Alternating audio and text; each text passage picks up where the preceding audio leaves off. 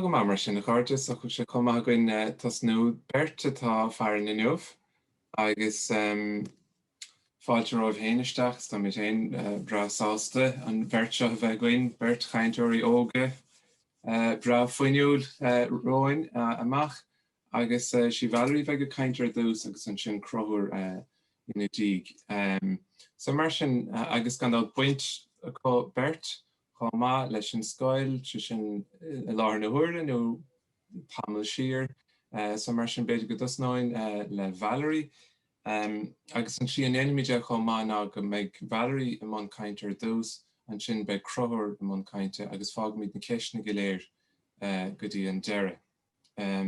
So mar sin Valerie so is múinteoirí bunscoile I scuoine me deimisteach sin. Agus tá si in Gaeilscoil híomh rua in Eisceart na Cathrach.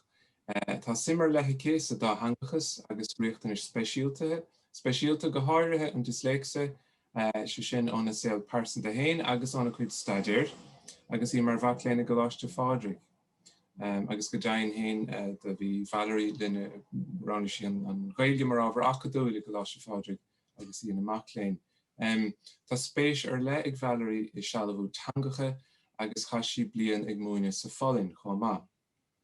Tá iarchéim buinte amachchas in dachas in chuimseach agus I dachas speisialta agus fé láthair tá si man máistruachta I go láiste na hoscoile bla clia agus tá si sin sa teangóíocht aimimech nach bhfuil Valerie. Sinné, yeah.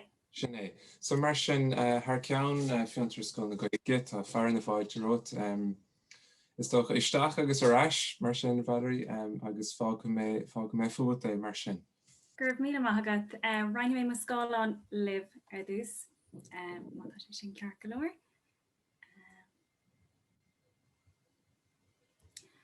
Okay, so dús foras me se Valerie Ní Choinneacháin má bhíle bhuichas bhhalam bhíle bhuichas a gáil fiantar agus scoil na Gaeilge agus óscoil Conchúr Mac Lochlainn ach go háirithe pádraig go líthán as cuireadh a bhfuirtam teacht chun leir libh inniu an ábhar seo an dátheangagus agus an Disléicse. Mar dúirt pádraig an sin is ábhar sime agus taighde an dátheangagus agus an Disléicse dom le fada agus tá cóbuíoch go bhfuil an 15 nóiméid seo agam chun é a phléileh. So dús fuara bhhalam go mranóg sibh an phrása seo. Confescint an féidir libh cíal bith a bhaintas. Is do go bhfuil buan cuimhneáin agam an nóméid a bhú sclíomh sim agus ceisna anam madidir leis an dátheangagus agus an Disléicse. Tháinig mo gurthar féin cuam le cuarta puist a bhí scríofa aige don obair Francíise. Agus ní raibh mé an bun nábór a áir ar curbe go dtí an deire go bhacha mé an phrása seo ó raibhhar. Bhí an áireacht Francíise ceart aige ach bhí meascán idir litrú Béarla agus Gaeilge am. Is so gur bhris macrí ag an nóméid seo agus thosaigh mé ag ís anóg ag ceistú céir a bhí agus céir a bhí an andó agus é mar ólimar in Gaeilscoil. Anis agus mé mar bhúntóir agus taighdeoir in Gaeilscoil, tá sé le feiceáil a rís agus a rís eile an brú atá hiismóirí a báistí a bhoga an Gaeilscoilíocht nuair atá deacracht fólama nó riachtanis speisialta orthú. Cé gonnearan an taighde a bhallart. So is dócha gur bíd seo na ceistena móra banta leis an dátheangagus agus an Disléicse. Ní roilam leir faoi gach le cean inniu ach cruimid tús leis a réanamh. So is dócha an cé ceist mór ná an bhfuil buntáistí a bhanim leis an iadachas dátheangach do fáiste a bhfuil Disléicse orthú. An bhfuil Gaeilscoil i gcónaí iarúnach do gáilta a bhfuil Disléicse orthú. An bhfuil codar snocht nó idirhealú idir na turthaí nu na levé léthireachta do gáiltaí éascoileanna tíhéin agus tíadó. Cé antseanga is fearr le núsáid agus muidig tabhairt takeíocht breise sna Gaeilscoileanna, agus is do go cad é an Eispéireas fólama atá ag an báiste le Disléicse in Gaeilscoil, agus cad atá an dúna macan seo, so tácí cad atá wen agus cad an bhleannig dul raig. Má bhreaníonn muid an seo ar an dábla ar yes, feictar go gcuirtar teangacha i gcomparáid ó thaobh na ortografíochta de. Feictar go bhfuil dahad a cathair fuaimena sa bhéarla agus os ceann 1100 bailí agsúla chun na fuaimena sin a litriú. Deirtar go bhfuil an Gaeilge tréarcach ó thaobh na fabhraíochta de, agus déitmís ag chur gcomparáid leis an Idális nó an Spáinis atá ag bar an tábla sin. Deir an taighde linn go mraithan dacrocht le teanga a ólam ar an líon fuaimena agus atá ag an teanga agus ar an líon bailí chun na fuaimena sin a litriú. Tá sé soléir an dábla seo go bhfuil an béarla níos daine agus níos casta ná roinnta na teanga eile go háirithe an Gaeilge. Cé go úsáidtear an aibítar céine sa Gaeilge agus sa bhéarla, tá fuaimena agsúla sa dátheanga, tá rialacha agsúla a gabhain lo ó thaobh an cumasc fuaime de, agus is léir go bhfuil an béarla níos daine ná an Gaeilge, rud a agan go bhfuil sé níos deacra é ólam. Go háirithe ó thaobh an léitheoireachta. Deir an taighde comá go bhfuil sé níos éasca an léitheoireachta ólam i dteanga le ortografíocht tebi, cosú leis an béarla, má elamíonn tú an léitheoireacht i dteanga atá tréarcach ó thaobh na fabhraíochta de ar dús. Ag bra ar ortografíocht teanga bíonn cléantaí Disléicse le feiscint i mbailí agsúla i dteangacha agsúla. Tógann sé sin a raig mé go dtí an céad sleán an eile. Mar dúirt mé an sin tá scileanna litirthachta teanga honrach. Cínta ghlacamíd leis go nastríonn an Disléicse ó teanga amháin go dtí an teanga eile. Bé an Disléicse le bhreascint sa dá teanga ach sonraíonn sé ar bhailí agsúla ag bra ar an teanga. Is tóg ag bra ar ortografíocht an teanga. Orianta tá sé le feiceáil go bhfuil na cléantaí dyslexia níos soléire i dteanga amháin ná i dteanga eile. Agus banan páistí úsáide as stratéisi agsúla agus iad duling lec leis an léitheoireacht sa bhéarla agus sa Gaeilge agus taisbóí mé roinnt samplaí de sin díobh a gceannomid. Multar leas avant as an curriculum cóháta teanga le cintú go bhheictar na difríochtaí san ortografíocht idir an Gaeilge agus an bhéarla. Caiimid mionscrúdú a dhéanamh ar na difríochtaí san ortografíocht. Tá muid treis imimecht ón curriculum éinear I dro curriculum cóháte agus is glúiseach é seo is tócha an neartaí in a rís eile an tóram gur idirsplách atá fólam teangacha. So, má bhuichas le chalíóg dar bhanam séidí, bhí si géirí go luúhan a hanam as cead a bhuirtam roinnt an híomhána seo a roinnt libh. I daide bhóréidí Ciarán, thug si faoi dara sa léitheoireacht Gaeilge go mraithan páistí níos mó ar stratéisi raircmeáracha agus cuimhneánacha agus iad ag léamh sa Gaeilge ná sa bhéarla. Tá sé seo le feiscinnta gom sa comá. Braithníonn páistí le Disléicse ar an bhocail ina iomlána, mar íomhá agus aithníonn siad é ó rairc. Cé go bhfuil ortografíocht níos tréarcaí ag an Gaeilge, ar fáháin nó ar fá eile, ní bhain páistí leas as na stratéisi fónacha, cosú leis an decodú nó an cumasc, an méid céine agus iad ag léamh i Gaeilge ag gcomparáid leis an léitheoireacht bhéarla.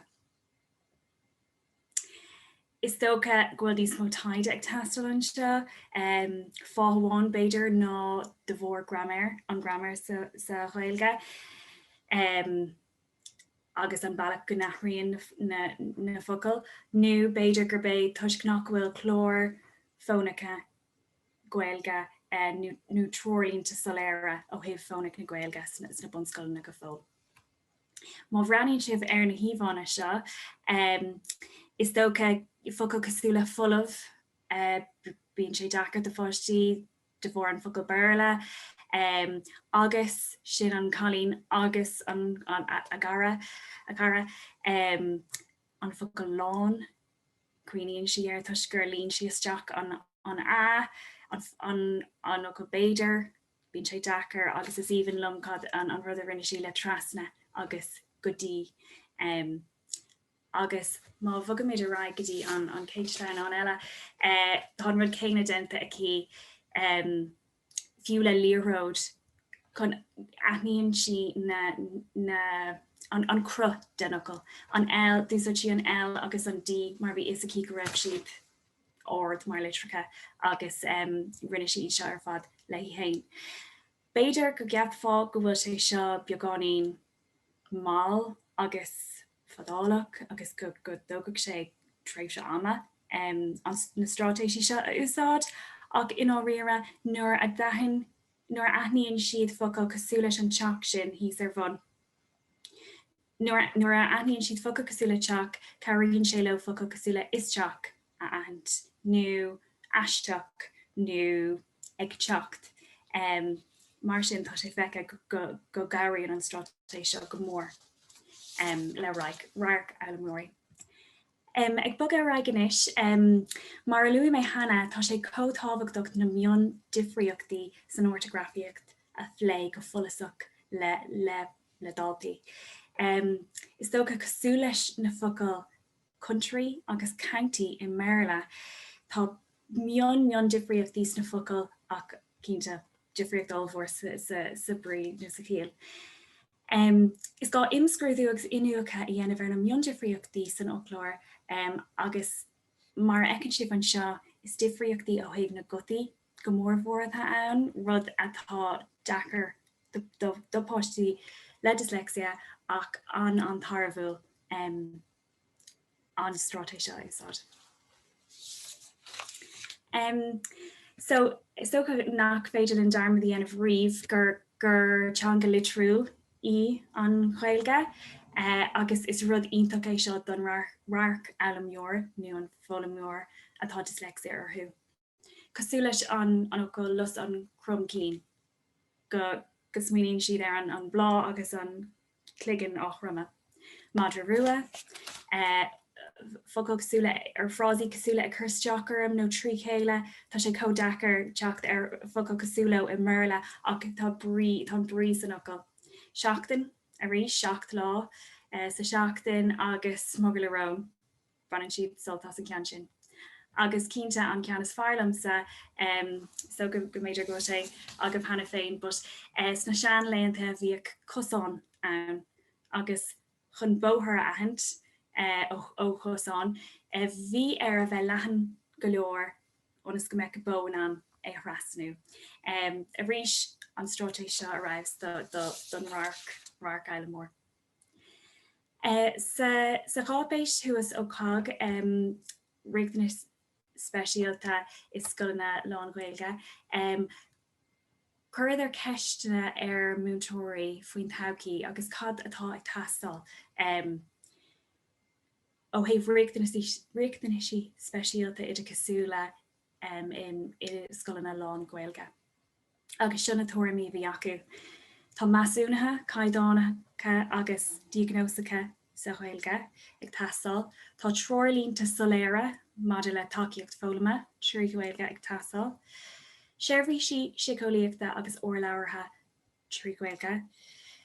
Breist taighde mar bhuncloch de scéimeanna fónic na Gaeilge agus rud atá mé héin agus cóglacha atá agam á dhéanamh faoi láthair ná choras agus cinál chlór a chur bhaim an arscoil dírithe ar fáistí le dyslexia nó le riachtanas ar bith speisialta chun iad a cuineál sa choras Gaeil scoile. Sa bhealach go méid graim compórtach acu ar an teanga agus go méid Gaeilge labhartha acu agus iad ag bog a raig sa saoil. Chun is go deire a chur le má fhísa inniu. Tá mé dír chun leabhart faoin na buntáistí a chaann leis an dátheangus don don fásta le Disléicse. Cínte seall bhíonn siad an dar theanga agus is mór an buntáiste é sin. Tá taithí acu ar cultúr scoile Gaeilge. Cuireann sé go mór le féin fas féiniúlacht agus brod an fásta. Go háirtha nuair nach gcaithfidh siad an scoil athrú-scoile. Leis an bhfólam dá theangach bíonn go leor athrá, tuis go bhfuil siad ag fólam in ngá teanga, agus mar sin tágann siad ar máisteacht scáthán éasca. Cínte cuireann sé le fálam an tríú teanga, agus bíonn buntáistí ómhóra acadúla an don bhanscoil. Beidir go bhfuil an Gaeilge dachar arthú sa bhanscoil ach ó thaobh an taighde sa bhanscoil taithní an Gaeilge go mór leo, má híonn siad go bhfuil siad go ag éirí go málo, agus cínte dahad faoin géad don áir teist tá sé bunaithe ar Gaeilge leabhartha agus is rud é sin gur féidir le doling le leis go héasca.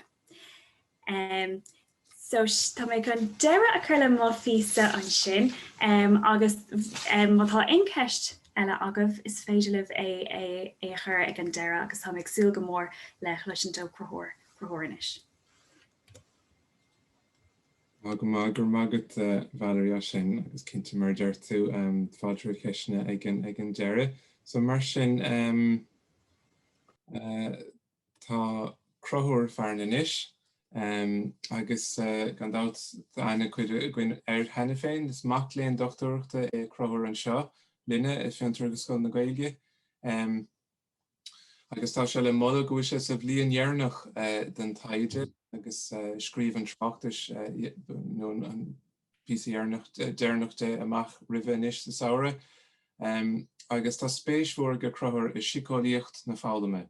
Teorachaí an fhéin is sealamh daratanga agus an álam éasach, mar aon le fálam na Gaeilge a ggóthaigh san neamhréireanna. Is Aibreán chomh le foireann the Ideas Lab, agus iad lonathe thuas in Glasníon ar an campus Glasníon san Institút Náisiúnta don álam Uigheach, an NIDL. So mar sin fear bhfuil go leor cuairmiar agus tá sé ilgafa ildánach mar sin agus fág mé fót é mar sin a chruthóir do a chaint agus rís míle fáilteach chun láth. Gur míle maith go fáidir so rainní mé mBunscoileanna agus rocky mé ítach. So gur míle maith go rís fáidir agus ar nós Valerie tá sé go hálann bheith an seo agus ag léirt libh cumá níl méid sin deisina a gcuin minic go leor leirthaoin taighde agus mar sin bhíonn sé go as ceapan teach le chéile agus léirt faoin rudí seo. So an chainte neomh bé mé ag play ar thupaigh má PhD mar dearmse ar Herbert féiniúlachtaí tíadó, agus mí nóí mé beidir cuid in na Conchúr atá úsáid gom mar sílam go mín d'éimhrí ann minic go leor nó bíonn sé dul air bhí na méid sin rudí ann sa réimse seo. So caithfidh mé píosa ama ag míú na rudí sin, ach an phríomhcheiste tá ann sa tráchtas féin ná an bhfuil féiniúlachtaí tíadó, ag na fhoghlaimeoirí seo, fhoghlaimeoirí fásta na Gaeilge ar neamhbhainte, agus an sin bhfuil tionachar ag na féiniúlacha seo más rud ag bhfuil siad ag fhoghlaimeoirí ar an príocht fhoghlaime, agus mar sin é nasca le tráchtaí taighde idirnáisiúnta sa réimse seo. Agus go ginearálta tá mólaíocht vasca an úsáid agam sa tráchtas féin, ach an neomh pléifí mé na tuirthaí caníocht túla ó Hervé a tá rite agam le déanaí. Agus chun túsa chur leis an blé, nuair leirítar faoin bhéin sílam go mín daoine bíonn sé ionach dul ar mar an rud atá ann ná is ceistal mhóirí seo nuair tá daoine ag léirt faoi céird é an féin. Tá ceann an gcuin ile ceapamse, credan neart daoine go bhfuil níos móna ceann amháin ach aon duine, ach mar sin is chun ceapan chasta é, agus feici sibh rud a scríomh McIntyre et al. Breis is demlína ó hin sa réimse seo, ná go bhfuil an méid sin chun ceapanna Gaelta ann, seabar féin, féin Chinntiúcháin, féin léirú, féiniúlacht, agus is minic go mín an tidrialú idir féin, nó self agus féiniúlacht identity, bíonn sé sin dul ar measc so seans go méid play agan ar an gceist sin. Ach le demlína an ús nó mar sin de Tá béim anmhór sa litríocht ar chuacht an éin agus ar hábhacht an éin chomán ar tomaigh lé le fhoghlaimeoirí teanga más fhoghlaimeoirí óga iad nó más fhoghlaimeoirí fásta iad. Agus beidir ceann na tróchtaí is mó ná an chóras seo chóras an éin in spreagthe tíadó nó as burla the L2 motivational self system. So tá sé sin forbartha ag teangólaí Ungarach Zoltán Dornier, agus tá sé tógtha ar ghátheoiric an tígólaíocht ginearálta. An chéad ceann ná féiniúcha féidirtha nó possible selves, agus an bunús atá leis an teoiric sin ná go saolaíonn muid chéin ag déanamh rudaí sa todhchaí, agus go mbíonn cúlach na féiniúcha féidirtha seo. Agus an teoiric eile ná teoiric neamhréireanna nó self-discrepancy theory, agus bunús na teoiric sin ná rá nuair atá differ ann idir an tlí go saolaíonn muid chéin faoi láthair, agus an féin atá agan sa todhchaí go mBunscoileann sé sin áirithe inar numper. I réimsí agsúla an taal ach an sampla tá ann an seo ná ar nóí I bhoghlaim teangacha. Agus an rud a déirdóirné ná go bhfuil gách féin ann ar tomaigh smaoine faoin bhéin sa todhchaí an féin idéalach agus féin bechóir. So dús bóire an féin idéalach nó ideal self as burla ideal L2 self, tá sé sin bunathe ar míanta agus ar ringlódaí, feici sibh an rud atá scríofa an sin ag buatsas agus acrabhú, a personal vision or image of the kind of person one wishes to be. So tá sé nasca go sonrach le mBunscoileanna dhearfacha agus na míanta na smaointí sin atá anan agus cloisiimiid seo minic glórin ar gultar fiú rud seo faoi ringlódaí nó na eile de rudí tá sé sin le feiceáil go sonrach creidimse. An ceann eile ná an féin bechóir nó the ought-to self. Agus sílam go bhfuil sé seo le feiceáil minic go leor timpplair an faoi láthair mar ar an coronavirus nuair tomaigh ag leart fan rudí seo feici si bhan íomhá sin, I want you to stay home to keep America safe. An rud ná tá an féin bechóirtócha ar dímpaileacht ó síalta, agus mar aon le sin na rudí a chreidimiid gur ceartún a bhaint amach. Agus an cuachta tá ag na daoine timpeall ar an chomá aran, so bíonn na rudí a chreidimiid na go greidann siad san gur ceartún dhéanamh. So feici sibh an sin quote Dornier an rud seo faoi the attributes one believes one ought to possess to meet expectations and to avoid possible negative outcomes. Ag leibhéal an domhan tá neart féine se ann ag taú leis an teoiric agus ach go háirithe chun na eile chun áirithe ag gomparrád le cín eile. So tá neart féine se ann go bhfuil gailsontasach idir féin idéalach bheith ag fhoghlaimar teanga agus iireacht fhoghlaime. Bhí meta-analíse ann le Jenny an ceann seo scríofa ag althúirí agus feici sibh go bhfuil comhchuimhneas de funca sé a hain an sin, tá sé sin anord mar comhchuimhneas.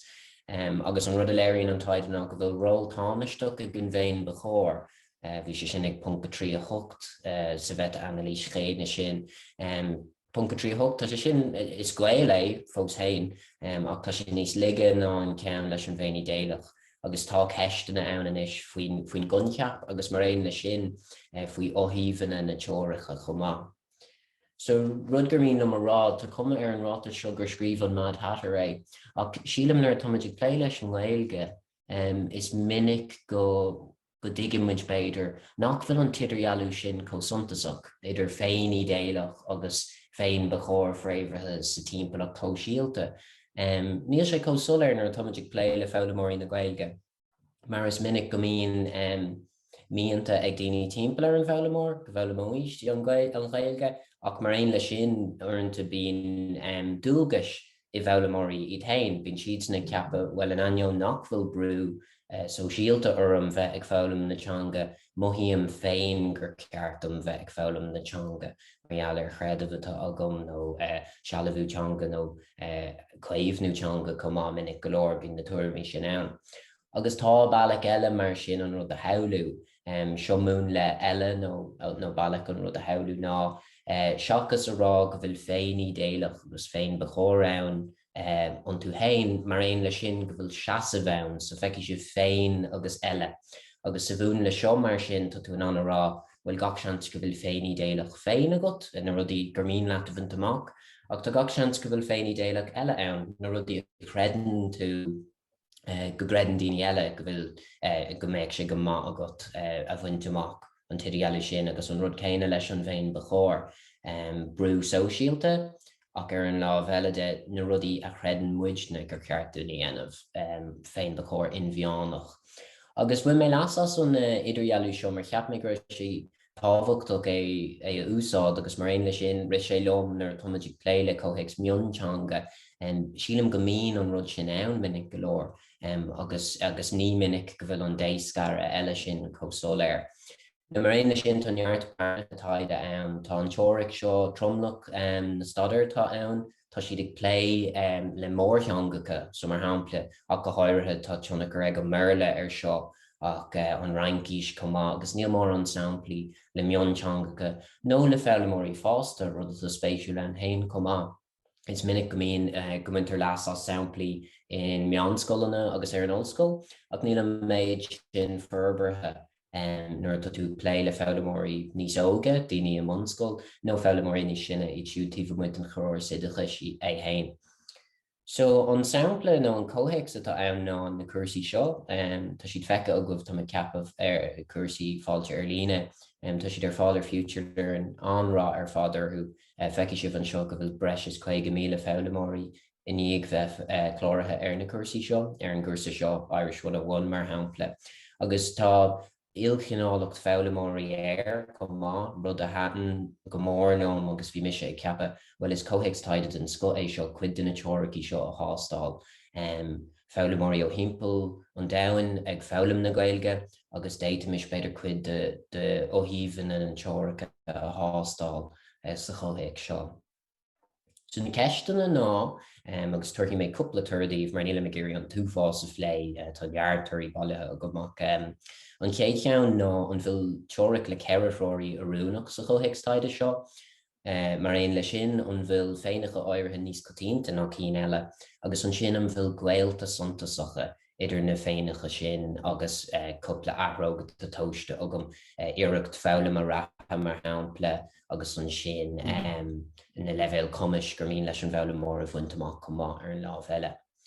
So ar dúspáir seonna statisticí bunúsacha agus bhí siad thar bheith spéisiúil tugam na sonrathe ar fadaíomh an sin ach tá spáinní mé léireádaíomh beidir leis na tuirí a chuirniuil.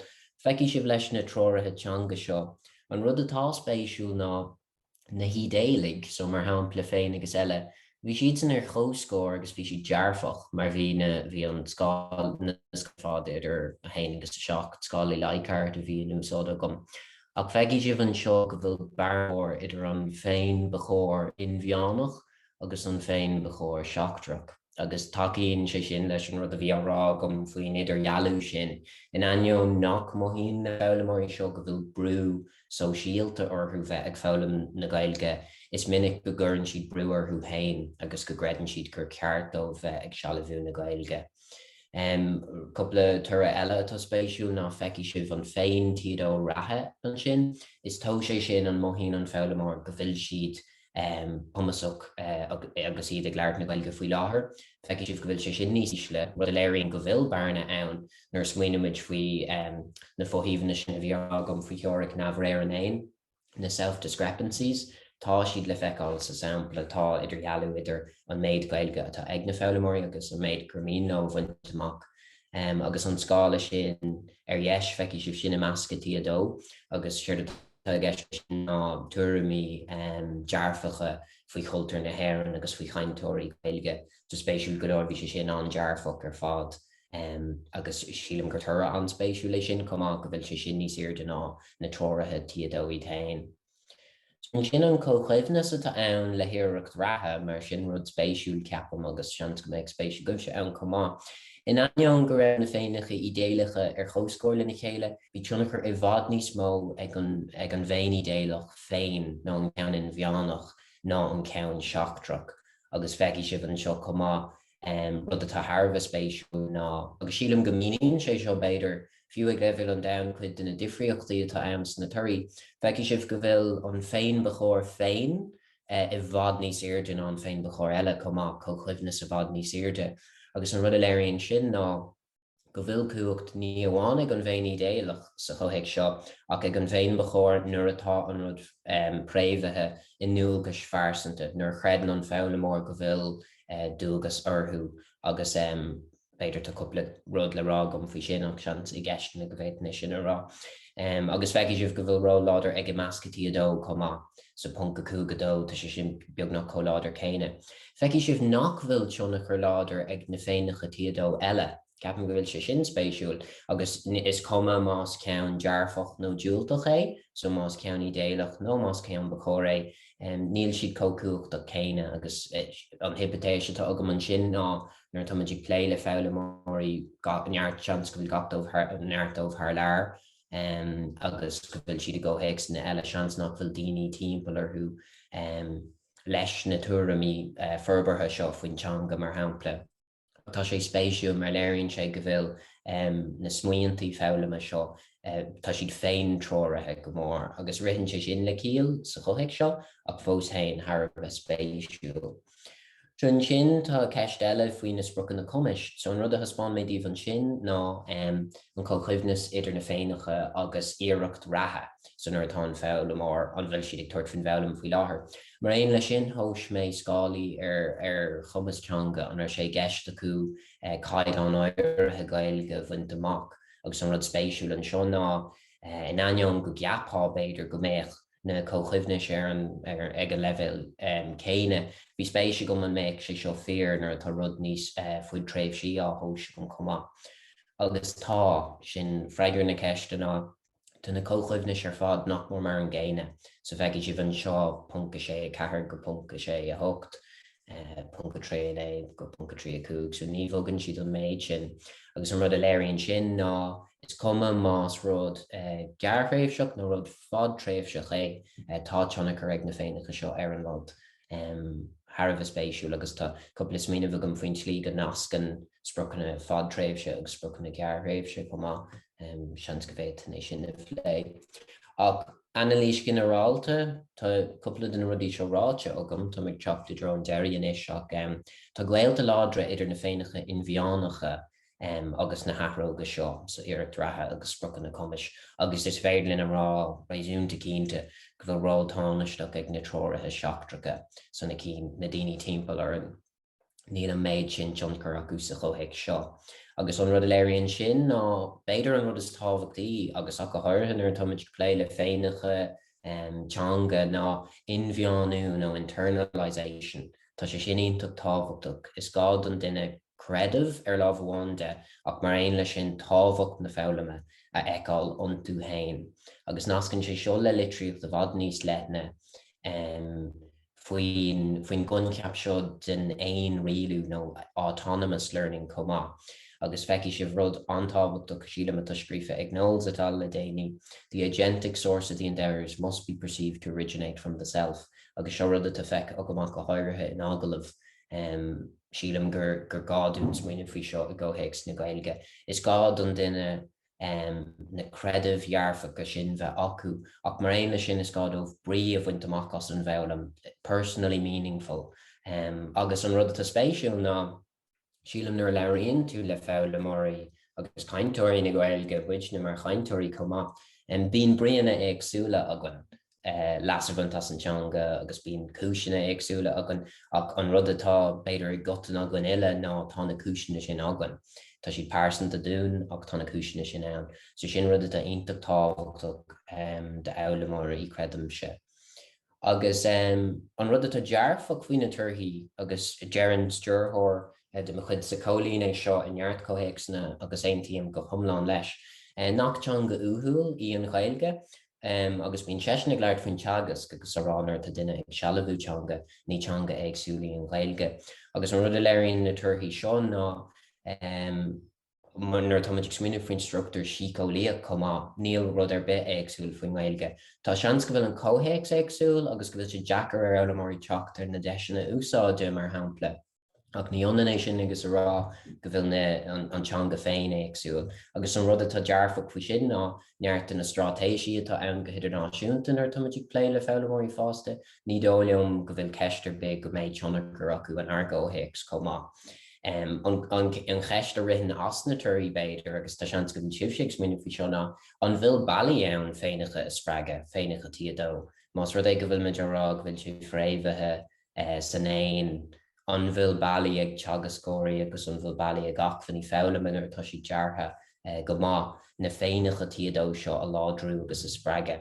Agus sílam go bhfuil tá cúpla smíanamh go mar an gceist sin ach an rud an áit go bhfeicim ligí áirithe sa teoiric sin atá ag dorné ná tá sé an rud atá spéisiúil faoi elam na Gaeilge ceapam ná bíon síochálaíocht chasta ag buint leis. So feici sibh an sin tá róla ag mínta agus i déalaigh tuairimí dearfacha nuair tá daoine smíanamh faoi cultúr na hÉireann agus tá róla ag freagrachtaí comá ach go háirithe freagrachtaí pearsanta.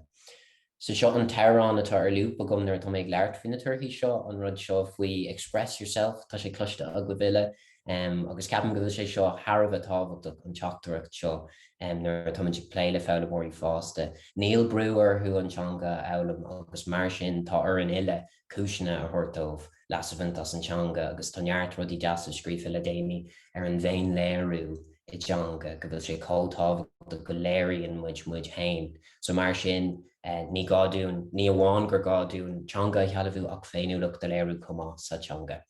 Agus beidir na ceist na dearnacha rih go gréicníam ná ru sin ná níon an féin léirú agus díú ar spruch aber sa teanga sin rud a spéisiú agus tá sé feice go nágalah agus tá seans go bhfuil íhána úsáide atá ag fhoghlaimeoirí éagsúil óna cínatá intin ag teagascóirí ceapan go bhfuil sé sin an tábhacht comá is gáún go na fhoghlaimeoirí úsáid comá na tuairimí atá acu faoin fhoghlaim agus rud ag go bhfuil muid na géirí níos mó cainteoirí timpeall na crunne eáil sílam gur gáún tú a chur leis an próise sin ná an próise sin a leanam mar tuneart go dtí inmh daoine.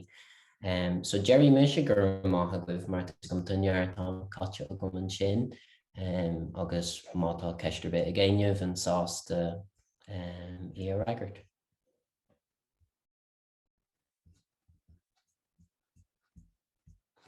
Ó seans go bhfuil tú muted a fáidir?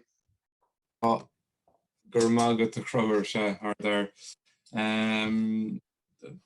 Sin chéadú an semester seo gur hála sin dom a chu réad gur hála sé sa cheap Jerry. Gur mágad a chroir agus gur mágad bertas an dáchaint Tharbh spéisiúil seo bra leathan is mar sin agus beag deis ceisne a chur beidir chuir mé héon ceann go hána happy gur dús beidir ceann de Valerie an sin. Dúirt Valerie an bhétá rud beag eile fin tráchtas mar sin is tá tráchtas á scríomh go airseán agus an é go bhfuil tú a plé leis an scoil in bhfuil tú lonnaithe nó le cúpla gailscoil go practicúil. So is léirmheas litirtha atá le déanamh gomsa tá go raibh an ar céim déanta go an bblion sicáta sin le den bhástrucht. So ní gádam taighde a dhéanamh ní gádam taighde mar sin dhéanamh mlína is díreach léirmheas litirtha litirachta. So an sin an méid atá ag tastal an tráchtas im mlína. Tuigim dit se agus mar sin agus ó de haithí héin tá tú trééis bheith plé le cúpla gailscoil. Sin é is tócha táiste go bhéin le gailscoileanna is cinál pobal beag iad agus bíon ag taú le chéile a gcónaí mar dúirt mé go háirithe ó thaobh na chlóracha fónacha de agus mar sin sa bhéirla tá jellyphonics agus tá is omí chlóra tá an ach sa ghaile agus caiimiid rudí a cuma muid hain go fáil agus is rud iontacha sin tá chlóracha iontacha cumtha ag múinteoirí agus tá an tálinn go bhfuil na gailscoileanna comhflathúil agus comhchamhreacht lena chéile mar sin bheith deacrachtaí cínta ó thaobh na fónacha de. No ceir. Beidir go dúir méid deis do chuoine eile mar sin go maiid Valerie deis do chuoine eile ceisina chur ar chráir nó ar Valerie a bhredáil.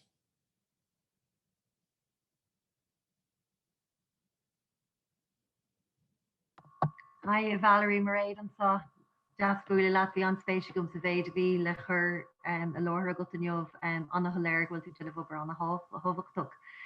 Is stogus kesh nís generalta tagum Kerdian hod is mó atá feki good like beamse ag play or board banistíochta le Gaeilge agus mar sinnda agus beam a géirí glíní churáig rá tiismóirí beidir táéis fáí heola go bhil scóla mí si rá á nílamid nílamid a géirí nó ní éta siad leanún leis an gáile golas deach sa bhanscoil. Cad é a thum hain nó bharúil hain sin like just Cerdéon chorla is fear do lehéid ar mór bhil seachasí chuirmí a raig ar nó go dtí an taighde tá mohanson. But I know if I had a quick, Albert new goal, like have a market, a grinu gravate to the outside. Cerde an mod in evil hot dumpsa a raw. Yeah, sin on Jack this mo ekimid agus sin on fall like haven taighde tá níos lú páistí in mBunscoileanna Disléicse tush gonimian sheet. Agus tá sé go homná ag gwine an taighde ach is dócha go gapan sheet mar dúir tú go cinál quick fix atá an agus dócha a rálo Fós bein a dacrach de chéine acu sa gáitanga. An táhacht atá an Gaeilge a bheith acu ar an glús. Is féidir le bhéh a healbhú. Sin an rud atá muidna a géirí a chur bhaim an arscoil hain ná choras a chur bhaim inar féidir le an Gaeilge a healbhú. I meach nachhfuil breúirthú ó haibh na litrú de, nó haibh an léthreacht de a go meic siad an ná dul raig agus chora a bheith acu. A chorach ceart bheith acu in Gaeilge agus is féidir lo. Fuoi nám go srihin siad fiú dearní an bheoga tá Gaeilge leabhartha acu. Yeah. In aim léthreacht nó litricha nó aon rud agus is ní higann daoine freisin gur féidir na cinál tréiscuad na waivers á don litrú agus don grammar. Is féidir, tá sé có éasca a rá, is féidir lo díliúna á. Yeah, ach tá na bailí eile sin ann nach bhfuil agus sin go háirtha an na tréiscuile sin ó haibh litrú agus grammar de tá is daoine go bhfuil si dam don bhéarla ach tá si dam don Gaeilge có má agus mar lear mé faoi má gráthar chuinte agus dair go hanamh leis san orteist cé nach raibh sé an litrú ar curbe. Yeah. Ceapam tá Carolum antá go bhfuil macaí agus bhí siúrá ceantas na buntáistí is mó a bhí ag an obair ó Mália le ling an pandéim ná go raibh an ladóga gúsáid an iPad agus leis an cheartúcháin chuidig sé sin go mór leis goint mar tá dyslexia a chéintanga aige ní bháin an Gaeilge a chuidig sé go mór aige. So an bhecinn tú an bhfuil gáfhaile muna bhfuil aon ceiste géine eile fáidir go félumm sa leanúm droig. Well, le a Holiver. Yeah, an bhfuil aon sort of chorus faoi le ag an tusa ó héic, so bhí sin go braim méile ó go raibh an rééis cheartacán. Bhfuil is a gosa an bhfuil aon drám eile ag ferbert a lehéad an nógad túrá go an na mBunscoileanna théinnig ag déanamh anna chud an obair ó haimh na fánics agus mar sinnde. But bhfuil aon go bhiste bhfuil aon ag déanamh an obair sin cnaling an sif ceartúcháin agus mar sin de díirthe ar fáistí ach go háirithe agus iad ag fálam an Gaeilge an bhfuil aon rud technoliaachta ag tarlú. An chlór sin denan sé ceartúcháin ar an méid atá denta aige anna? Yeah, denan, yeah. Okay, well tá an Gaeil spell yeah, just na cín sin ag ná cín agus Gaeil gram agus mar sin de ínta. Agus an tain rud eile ar an sin agus tháinig sé sús le crothóir an sin comma. Is dócha an metacogníocht is a god cai siad nuair atá siad ag fólam in gáiteangacha. Tá siad ag smaoineamh ar fólam féin, tá siad an nascanna i dhéanamh agus tá sé sin arás don fólam go generalta sin buntáiste bháine. Ínta, yeah. Tá ceistigh Siobhan an san Batter gur míle mágad is achta méid luún sin agus an caiintear in tu se anspéisiú go so. A bhhaing tú mar sin béidir nach bhfuil agriíocht nó grúpa an is dóí tá feasach de gceist nach béidir nach bhfuil an tóla seo ag Múinteoirí nó ag Tiismóirí agus béidir bhfuil bhfuil gá le béidir go gram ag an go bhhéiteach siad cinál an tóga seo chu amach, and then lu tú jolly phonics ba. Like massam go bhfuil tú ábhar teach there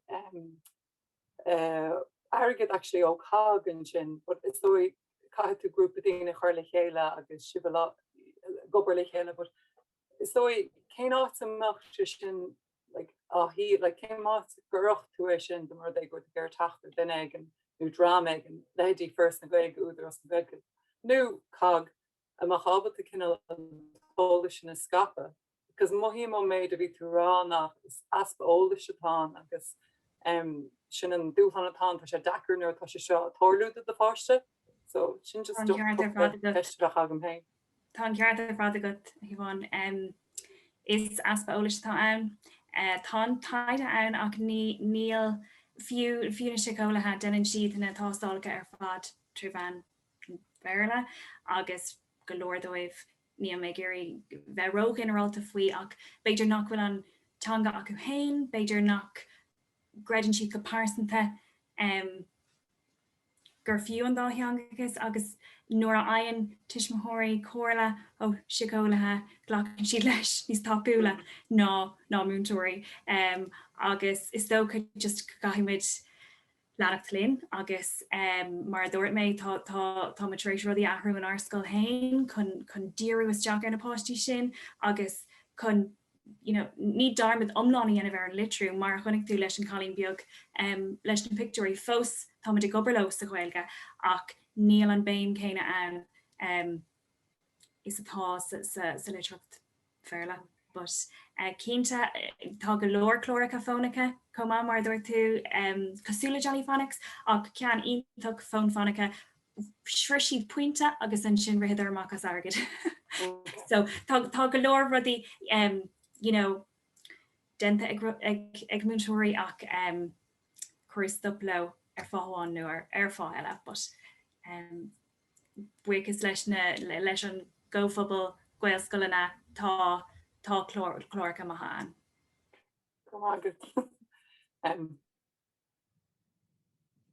Martin, Johan, níl chéistele go Johan Noel. No, just ceam go se anspéisiú agus ag an trá seo agus stoi an áit an bhfuil fi láthair go háir le drama agus le tiismóirí na Gaeilge that like fiúán atapáiste ní féidir le an leabhar a dogan muintear an HSC tá sé fáil an Airbis, but níl sé fáil an Gaeilge ar fáigan. Agus bheith sé sin mar chair ag hisismóthir.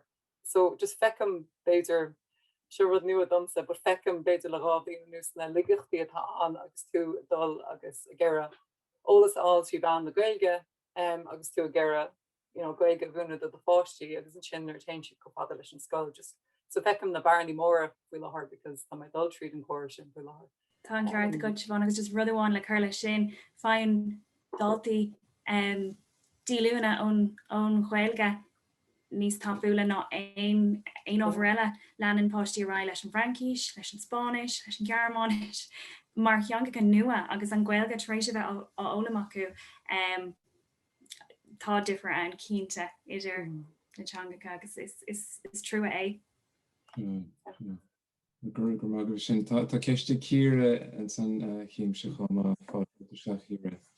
Hai a cóirte ní ceistetá nach bháil mo bhuiachas gháil libh as na caintení simúla bhí sé tartíín ar fad agus just cúpla rud a chur leis an méid a dúirtá sa Valerie tuigeann muid an Gaeilge agus rianta na barnaí atá an na barnaí tuiscin agus na barnaí ólas atá ag tuismóirí agus cosú leis an gceiste bhí ag mar réid legus minic ar bhórd banistíochta a bhain muid ceist module tá Disléicse ar mo fáiste ar cuadam iad a bhoga go scoil man bhéirle. So tá ranóg sách mór ceistin agus freigraí agan an Gaeilge agus do hisismóirí agus seanscomach sé sin úsáideach díomh amach an seo. Agus is dói beidir go bhéad chuid poibliach níos fearíon bhar sin tá sé sách nua agus tá leabhar agan freisin agus rint fhí seán a ragraíonn rint na ceistena is mú a bhainmuid, so is féidir le nasca chur sa chat, but bhí sin Har bheith simúla agus tá go mé árán ó cabhraach freisin díobh sin mar Múinteoirí sa gcóras agus mar hisismóirí freisin.